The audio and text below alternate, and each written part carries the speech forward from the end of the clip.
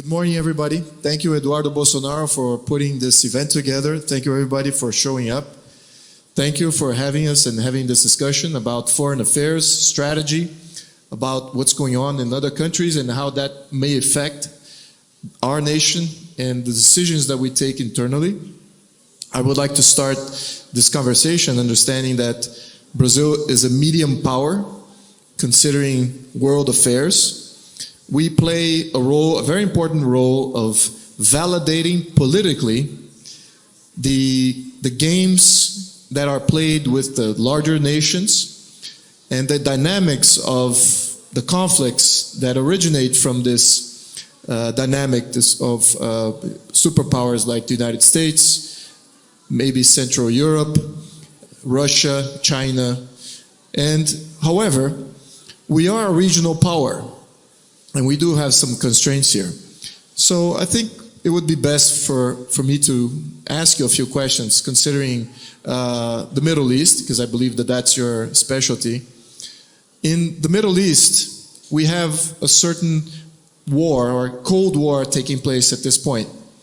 You have, in my interpretation, three main powers in the Middle East. You have Israel, which is a legitimate nation state. You have Saudi Arabia, which have a different form of a legitimacy, which is a absolute theocratic monarchy. And you have also somewhat legitimate, at least from a local point of view, a theocratic republic, which is Iran. So we're talking about only three countries, of which two, which is Saudi Arabia and Iran, are in Cold War with each other for a long time. Both of these nations are rich nations. They're one of the top 20 countries in the world. They do have a middle class. They do have affluency and wealth being generated within their countries, each one in its own way. And all the states that are in proximity are either totally dominated or failed states with civil war, like Iraq, Yemen, and in Africa you have Libya, you have Syria, which are all failed states. And the question here is that Brazil has commercial relationships with all of these countries.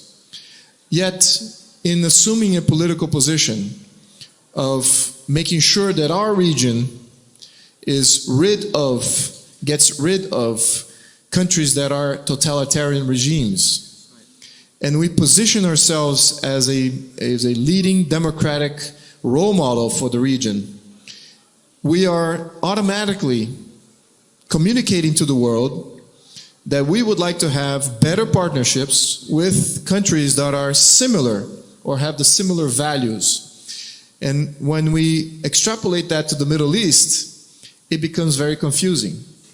Because on the one side, we have an absolute monarchy. On the other side, you have an absolute theocratic regime of Iran. Everything else is a failed state. So what should be Brazil's role and position, considering this very complicated scenario that has a very long tail as far as the way it's now presenting itself to the world? It's very we will not solve this issue ourselves, but we have to play the game inevitably. And then on the second question is, what do you think Brazil's role would be considering our neighboring failed state, which is Venezuela? Venezuela is similar to Syria, is similar to Iraq. It is probably going to fail and collapse into a ruling regime that does not maintain borders of Venezuela, does not maintain security for its own population. So migration will be an issue for Brazil, for Bolivia, for Colombia, all the other states. So what should be our foreign policy regarding a potential social impact of an incredible migration flow, whether we should be more proactive or assume the position that currently is being assumed, that we just need to absorb the migration pattern that from 30 million people, we'll be absorbing a few million in the next few years. That will cost a lot to the Brazilian taxpayer, if that is what we need to do. So I would like to ask you these two questions. They're very easy and simple questions. I'm assuming it's going to take you less than a minute to answer each one of them. Thank you very much. Is this working? Well, thank you very much. First of all, for being here as a panel with me. I would like, before I answer, to thank Eduardo Bolsonaro for inviting me. I would like to thank CPAC leadership in Brazil, the Schlaps, who are great organizers, great voices in Washington, D.C. and now around the world.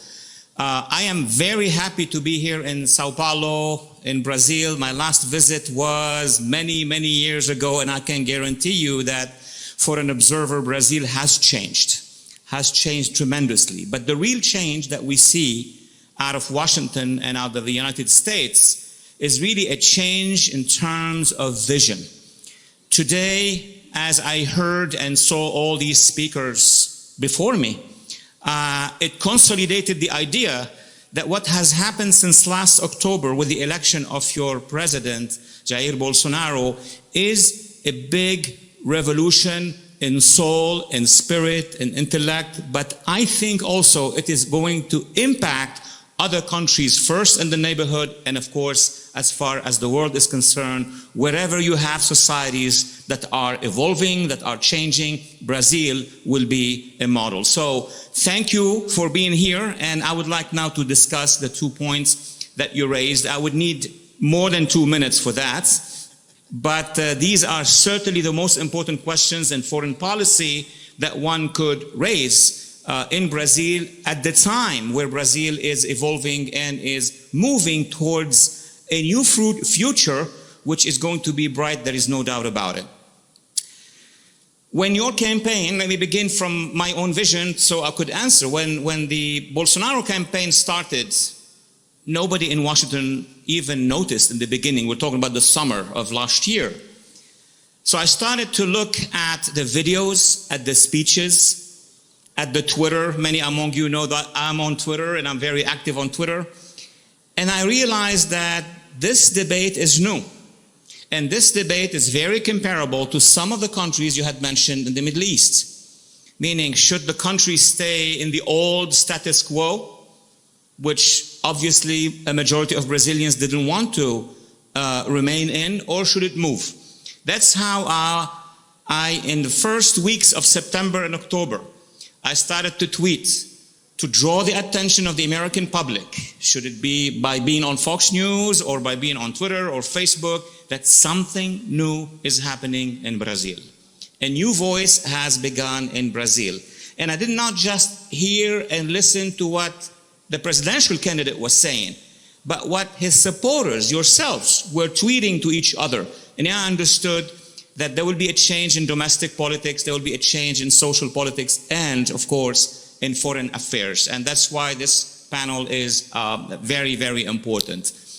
Election took place, and President Bolsonaro started to develop those speeches. He did a visit to Washington, and he delivered a speech that is important, and also at the United Nations, as we all saw.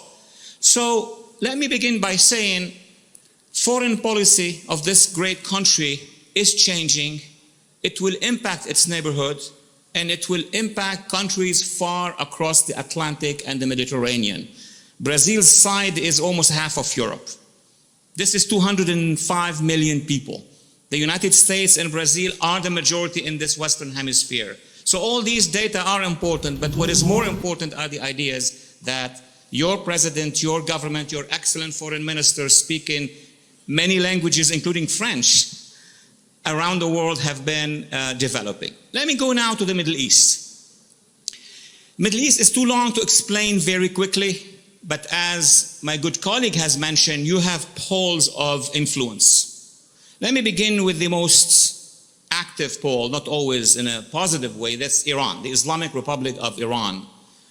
Since the revolution in 1979, what we have seen in Iran is not just a development of an ideological, theocratical regime, but it has a vision that is not just for Iran. That's where you start seeing the difference. So in 1933, 34, 36 in Germany, you had the rise of National Socialism, but it was not just destined for Germany. The world later on realized that it was destined for all of Europe, and the drama that unfolded basically was World War II.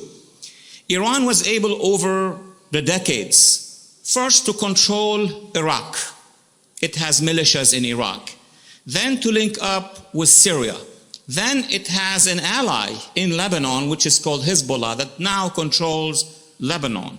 And it has an ally in Yemen, in the south of Arabia, the Houthis. Without going into the details of the Middle East, Iran now is not just Iran.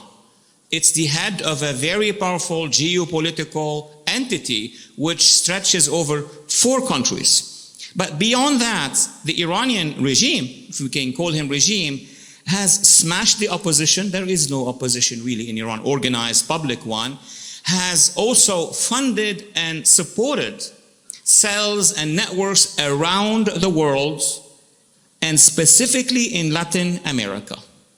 Iran is very influential to the north of you in Venezuela, to the south of you in the tri-border area, and with many other countries around you. So Brazil technically has those virtual ideological borders with the Islamic Republic of Iran because their influence are all around the country. And I may say, and I may add, in past years, Iran had some sort of influence even here in Brazil. So that's one. On the other hand, you have the Arab coalition. The Arab coalition started basically when Iran started to expand, when ISIS, the Islamic State known as Daesh, took land in Syria and Iraq. So you have a coalition of countries headed by Saudi Arabia, but it has the Emirates, it has Egypt, Jordan, other countries. And the coalition basically, guess where and what time it moved to become an internationally led coalition. When President Trump in 2017 traveled to Riyadh and called on the heads of 51 or 52 Arab and Muslim states and told them, now is the time to fight terrorism. You should assume this responsibility. We as United States have helped for many, many years, have been active, have lost blood and treasure. But now it's your responsibility. And he addressed them and he asked them to drive the terrorists out. So what we have now, it's true that Saudi Arabia is a theological regime, but after the call by President Trump on all these countries to create their own NATO in the region and to assume their responsibility, something has changed. Besides, inside Saudi Arabia, for many years, and in my books I have written about it, the Wahhabi style, the Salafi style, these extremist, Islamist, jihadi ideologies were very active. But something has happened over the past 3 to 4 years. There is a new reform happening now in Saudi Arabia. They call them the Bin Salman reform, MBS, Mohammed bin Salman reform, heeding the call of his own new society. And guess through where these calls came from? Through Facebook, through Twitter, through the voice of women, through the voice of youth. So it is joining somewhat what has been happening around the world, which is the rise of new civil societies that want to push back against totalitarianism, each one with their own speed. We cannot claim that Saudi Arabia is where Sweden is, say America is, or Brazil is now in terms of civil society and democracy. But remember, those among you who can remember, that women were not able to drive till 6 months ago. In Saudi Arabia, they're driving. Women who were not able to fly and leave the country without an authorization from their husbands or the male custodian, they can. So things are changing, and this should give us a lot of positive aspirations. On top of it, President Bolsonaro and his delegation are going to be visiting Saudi Arabia, are going to be visiting the UAE. So these countries that we call have some comparative similarities are going to exchange experiences. Of course, on the economic level, of course, on the technological level. But I believe that the phenomenon that you have created here in Brazil, the Bolsonaro ideas and platform, and what is happening in the Middle East is going to interact, is going to create something new in terms of international affairs. Israel is still Israel. It is an ally of the United States. It's a beacon of democracy in the Middle East. It has been threatened by all these radical forces for decades, not just for years. Israel now probably has more hope to be integrated in the region. Why? Because the Arab coalition, led now by Saudis and UAE and Egypt and Jordan, realized that after all these decades of war with Israel, the threat to their governments was not coming from Israel. The threat to their governments and people is coming from the other side, from the Iranian regime, from the radicals, from the jihadists, from ISIS, from Al-Qaeda. So what may happen as a result of this realignment of countries and forces, and I expected, and I'm good at projecting, I projected the Arab Spring some 8 years ago. I wrote a book before the so-called Arab Spring titled The Coming Revolution. But I wrote it before the Arab Spring. And people were, making fun of me in Washington. What are you talking about? Well, it did happen. And I was able to detect, not because I'm a prophet, but because I read social media. I read what the youth, what minorities, what people are discussing, and I realized that at one point a change is going to come. The change came, and the change is not always beautiful. Sometimes it's ugly, sometimes it takes time, sometimes there is a step backward, but the change cannot be stopped. So the three poles in the Middle East now, I think that the Iranians have reached the apex, the maximum that they can do. Iran is now witnessing a rise from the inside. Women are rising. Youth are rising, minorities are rising, countries where their militias are in control are rising. Yes, indeed, it may take time, but I'm a firm believer that if reforms will take hold in Saudi Arabia, not just reforms, but a revolution will happen inside Iran one day, because society around the world is changing. You cannot stop this. This is what is going to allow youth everywhere around the world to change. I mean, without iPhones, and let me add Samsung, you too. Without those, even Eastern Europe, if you recall, for those who are not so young, that there was a revolt against the Soviet totalitarian regime. Your president here, which was attacked, by the way, during the campaign, as a dictator, as fascist, what he was and he is not so different in leading a movement of change that Poland seen under Václav, under Lech Walesa, that the Czech Republic has seen under Václav Havel. So change will happen, technology will help. Now, the Middle East still has, let me say a couple seconds about what we see in terms of challenges, and then I'll move to Latin America. The Middle East still has some drama happening. And the chief drama that is happening right now is the fate of minorities. Minorities in Iraq, in Syria, in other countries, mostly Christian minorities, Yazidi minorities, ethnic minorities like the Kurds, for example, what's happening now in Syria and Turkey. They have been under threat. And it's really the responsibility of the international community to help these minorities be protected. I mean, you have Christians in Iraq and in Lebanon and in Syria who have been migrating and leaving the countries. Christians were about 18 million. Now they're barely 5 million across the Middle East, and in Egypt as well. So this is a drama that the international community needs to be addressing, and a new foreign policy, not just in Europe, not just in the United States, but in Latin America and Brazil. And you know, Brazilians, that many of you are from descent from the Middle East. Many are Syro-Lebanese, many are Iraqis. So in your new foreign policy, when Brazil recapture its role not just by being isolated by itself or led by the radicals and the neo-communists, if I may say, then Brazil will be very helpful at the United Nations and elsewhere.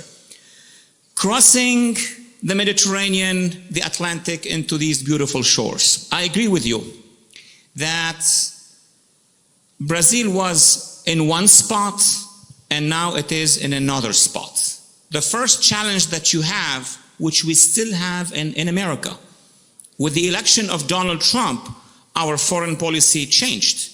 But the resistance against this foreign policy continues. I just was on a couple of interviews this week and they were asking me, why doesn't the Trump administration do this? Why don't you push more? I know that you have changed, but because we are a democracy and you are a democracy, and in a democracy that is in opposition, and there are mechanisms that would stop you from fulfilling everything you really want. Not for too long.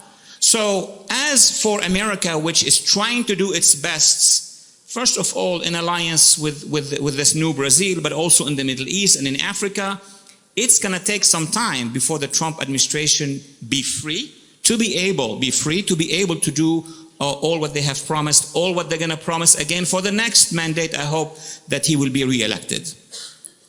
Brazil basically is facing radical forces around it. I'm not here as a foreigner to be involved in domestic Brazilian policies and politics. That's up to you. But as an international observer, it's very clear that out of Latin America and out of this area, there have been radical regimes intervening in other countries. What do you think Cuban forces were doing in Angola? What do you think Cuban forces are doing in Venezuela? As a matter of fact, what do you think Hezbollah from Lebanon is doing in Venezuela? So yes, foreign policy is not a one-way street. It's an interaction. Brazil will have to assume its responsibility with regard to the region, with regard Latin America in general, with regard the entire Western Hemisphere, with a close partnership with the United States and with your own partners here in Latin America. The most important goal I see for the new Brazil and the new hemisphere is to fight head-on terrorism. Terrorism has no mercy. We should have no mercy with terrorism. So Brazil is a very important new ally to the United States and the international community to go after the terrorist activities. Second, Brazil's new government has a new narrative. We heard all these brilliant speakers who spoke about freedom, democracy, religious freedom, making sure that we are heard, making sure that we are not suppressed and oppressed by any elite, by any regime that would control our social media. It's the same fight, le même combat, that Brazil has and the United States has. So we see you from the United States as a hope for America. And this America that is now engaged in the same fight is a hope for you. We're going to make sure that Latin America is free from terrorism. We're going to make sure that combating extremism is going to be on the agenda.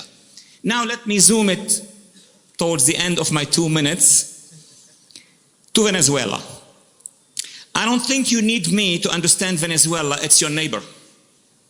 Your relationship from government to government, military to military, people to people has been there since the beginning of this region. But here's the problem. The United States committed that is going to be helping the Venezuelan people. There is no doubt about that. And the United States sees a change of government and the rise of new leadership under President Jair Bolsonaro, a hope to help us and to help other countries in Latin America to do everything we can so that the Venezuelan people restores its liberty. Remember, Venezuela was not totalitarian since it was founded. You and us will remember that Venezuela was a democracy. Venezuela actually had among the oldest political parties in Latin America. From where it was a few decades ago to where it is right now, it's a miserable situation.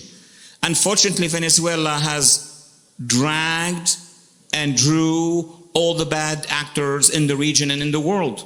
We have Cuban forces in Venezuela. We have all the networks of radicals in this neighborhood in Latin America in Venezuela. We have Iran. We have Hezbollah. Russia somewhat is not very helpful with regard to Venezuela. So it's not going to be an easy thing to do. But what we see also in Venezuela that we haven't seen before is that the people is rising. The people is not going backward. I have been, as I've done for Brazil, I have done for Venezuela in Washington, showing the public in America that there is a determination by the Venezuelan people to change that situation. I mean, after Eastern Europe, Venezuela, before Venezuela, Brazil, all these societies are moving towards libertad, towards freedom. So my view is that, in conclusion, just by changing itself, Brazil is inspiring many around it, is inspiring many people around the world. And I'm a firm believer that one way or another, that change will get to Venezuela and you'll have another free, democratic, peaceful neighbor to your north. Thank you.